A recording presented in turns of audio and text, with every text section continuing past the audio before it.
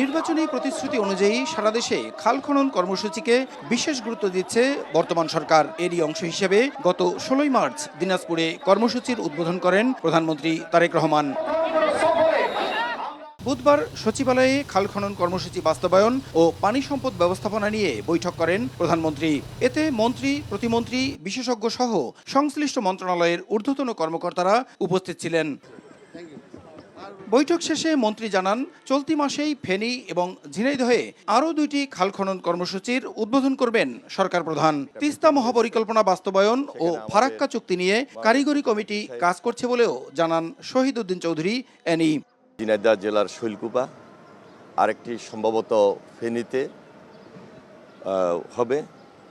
এই কার্যক্রমগুলোকে ত্বরান্বিত করে ১৮০ দিনের কার্যসূচি যেন আমরা নির্ধারিত সময়ে সেটা যেন আমরা খুব দ্রুত সমাপ্ত করতে পারি। ২০,০০০ কিলোমিটার খাল খনন কর্মসূচি কবে নাগাদ আমরা এটাকে চলমান বা দৃশ্যমান করব সেটি নিয়ে আমাদের আলোচনা হয়েছে। এক্সপার্ট যারা আছেন তারা কিভাবে কাজ করবেন, তারা তাদের কাজ করছে। এটাকে আমরা এখনও অ্যাড্রেস করার মতো পজিশনে হয় নাই, তবে আমরা এই কাজ অব্যাহত রেখেছি। এটা আমাদের নিয়মিত মিটিং চলছে। এদিকে রাজনৈতিক প্রভাব খাটিয়ে কোনোভাবেই যেন নদী খাল দখল না হয় এ বিষয়েও প্রধানমন্ত্রীর কঠোর নির্দেশনার কথা জানান পানি সম্পদ প্রতিমন্ত্রী।